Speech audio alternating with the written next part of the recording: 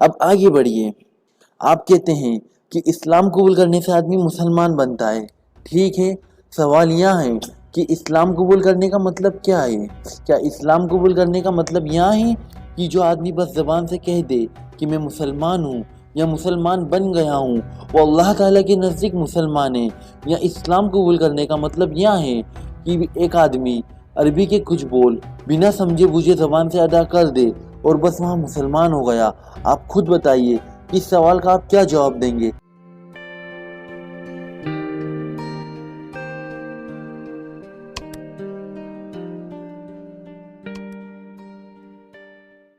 आप यही कहेंगे ना कि इस्लाम कबूल करने का मतलब यह है कि हज़रत मोहम्मद सल्लल्लाहु ताला अलैहि वसल्लम ने जो तालीमात दी हैं उसको आदमी जानकर समझकर दिल से कबूल करे और उसके मुताबिक अमल करे, और जो ऐसा ना करे वह मुसलमान नहीं है, और जो ऐसा करे वह मुसलमान है।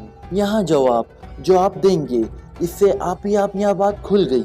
इस्लाम पहले इल्म का नाम है और इल्म के बाद अमल का नाम है। एक आदमी इल्म के बगैर ब्राह्मण हो सकता है क्योंकि वहाँ ब्राह्मण के वहाँ पैदा हुआ है, वो ब्राह्मण ही रहेगा। एक आदमी इल्म के बगैर जाट हो सकता है क्योंकि वहाँ जाट के वहाँ पैदा हुआ है और जाट ही रहेगा। मगर एक आदमी इल्म के बिना मुसलमान नहीं हो सकता क्योंकि मुसलमान पैदाइश से मुसलमान नहीं हुआ करता बल्कि इल्म से होता है। जब तक उसको यहाँ इल्म ना हो कि हज़रत मोहम्मद सल्लल्लाहु ताला अलैहि वसल्लम की तालीमात क्या है, वहाँ उस पर ईमान कैसे ला सकता है और उसके अनुसार अमल कैसे कर सकता है? जब वहाँ जानकर और समझकर ईमान ही ना लाया हो तो वहाँ मुसलमान कैसे हो सकता है?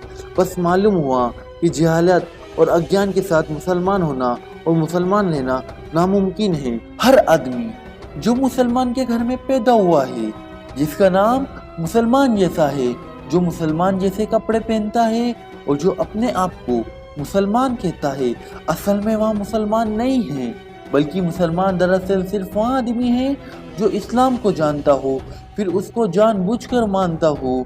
एक काफिर और एक मुसलमान में असली फ़र्क नाम का भी नहीं है। वहाँ लियोपोल्ड या रंजीत सिंह हो और यहाँ राम प्रसाद है और यहाँ अब्दुल्ला है, इसलिए वहाँ काफिर है और यहाँ मुसलमान है। इसी तरह एक काफिर और एक मुसलमान में असली फ़र्क लिबास का भी नहीं है कि वहाँ पतलून पहनता है और यहाँ धोती बांधता है और यहाँ पजामा पहनता है, इसलिए वहाँ काफिर है और यहाँ मुसलमान है। बल्कि असली फ़र्क इन दोनों के बीच इल्म का है। वह काफिर इसलिए है कि वह नहीं जानता कि खुदा का उससे और उसका खुदा से क्या रिश्ता है और उसको पैदा करने वाले की मर्ज़ी के मुताबिक दुनिया में ज़िंदगी बसर करने का सीधा रास्ता क्या है। अगर यही हाल एक मुसलमान बच्चे का भी हो तो फिर बताइए आप उसमें और एक काफिर में किस बिना पर फ़र्क करते हैं और क्यों कहते हैं कि वहाँ तो काफिर है और यहाँ मुसलमान है। हज़रत, यह बात जो मैं कह रहा हूँ इसको ज़रा कान लगा कर सुनिए और ठंडे दिल से इस पर विचार कीजिए। आपको अच्छी तरह समझ लेना चाहिए खुदा की यहाँ सबसे बड़ी नेमत जिस पर आप शुक्र और एहसानमंदी जाहिर करते हैं, इसका हासिल होना और हासिल ना होना दोनों बातें इल्म पर निर्भर है। अगर इल्म ना हो तो यह नेमत आदमी को मिल ही नहीं सकती, और अगर थोड़ी बहुत मिल भी जाए तो अज्ञानता के कारण हर वक्त यह खतरा रहता है कि सबसे बड़ी नेमत उसके हाथ से चली जाएगी। सिर्फ नादानी के कारण वो अपने नज़दीक यहाँ समझता रहेगा कि मैं अभी तक मुसलमान हूँ, हालांकि दरअसल वहाँ मुसलमान नहीं होगा। जो आदमी यह जानता ही ना हो कि इस्लाम और कुफ्र में क्या फ़र्क है और खुदा को एक मानना और उसके साथ साझी ठहराने में क्या भेद है, उसकी मिसाल तो बिल्कुल ऐसी है जैसे कोई आदमी अंधेरे में एक पगडंडी पर चल रहा हो सकता है कि सीधी राखीर पर चलते चलते आप या उसके कदम किसी दूसरे रास्ते की तरफ मुड़ जाए और उसे खबर भी ना हो कि मैं सीधी राह से हट गया हूँ। और यहाँ भी हो सकता है कि रास्ते में कोई दज्जाल और दानव खड़ा हुआ मिल जाए और उससे कहे, अरे मियाँ तुम अंधेरे में रास्ता भूल जाओगे, आओ मैं तुम्हें मंजिल तक पहुँचा दूँ। बेचारे अंधेरे का मुसाफिर खुद अपनी आंखों से नहीं देख सकता कि सीधा रास्ता कौन सा है, इसलिए नादानी के साथ अपना हाथ उस दज्जाल के हाथ में दे देगा और वहाँ उसको भटका कर कहीं से कहीं ले जाएगा। ये खतरा उस आदमी को इसलिए तो पेश आ सकता है उसके पास खुद की कोई रोशनी नहीं है اور وہ خود اپنے راستے کو نشانیوں کو نہیں دیکھ سکتا۔ اگر اس کے پاس روشنی موجود ہوتی تو ظاہر ہے کہ وہ نہ راستہ بھولے گا اور نہ کوئی اس کو دوسرا بھٹکا سکے گا۔ بس اسی سے سمجھ لیجئے کہ مسلمان کے لیے سب سے بڑا خطرہ اگر کوئی ہے تو یہاں ہے کہ خود اسلام کی تعلیم سے ناواقف ہو، خود یہاں نہ جانتا ہو کہ قرآن کیا سکھاتا ہے اور حضرت محمد صلی اللہ تعالیٰ علیہ وسلم کیا ہدایت دے گئے ہیں۔ اس جہالت کی وجہ سے وہ خود بھی بھٹک سکتا ہے اور دوسرے دجال بھی اس کو بھٹکا سکتے ہیں، لیکن اگر اس کے پاس علم کی روشنی ہو تو وہاں زندگی کے ہر قدم پر اسلام کے سیدھے راستے کو دیکھ سکے گا۔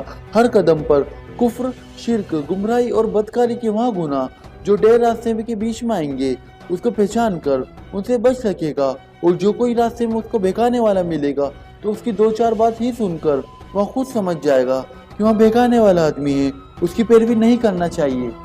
دا بیسک فلسفی آف اسلام کے دوستو، یہاں علم جس کی ضرورت میں آپ سے بیان کر رہا ہوں اس پر آپ کے اور آپ کی اولاد کے مسلمان ہونا اور مسلمان رہنے کا دار و مدار ہے۔ یہاں کوئی معمولی چیز نہیں ہے کہ اسے بے پرواہی کی جائے۔ آپ اپنی کھیتی باڑی کے کاموں میں غفلت نہیں کرتے، اپنی فصلوں کو پانی دینے اور ان کی دیکھ بھال کرنے میں لاپرواہی نہیں کرتے، اپنے مویشیوں کو چارہ دینے میں غفلت نہیں کرتے، اپنے پیشوں کے کاموں میں غفلت نہیں کرتے، صرف اس لیے اگر غفلت کریں گے تو بھوک سے مارے جائیں گے اور جان جیسی پیاری چیز چلی جائے گی۔ پھر مجھے بتائیے اس علم کا حاصل کرنے میں غفلت کیوں کرتے ہیں جس پر آپ کے مسلمان بننے اور مسلمان رہنے کا دار و مدار ہے؟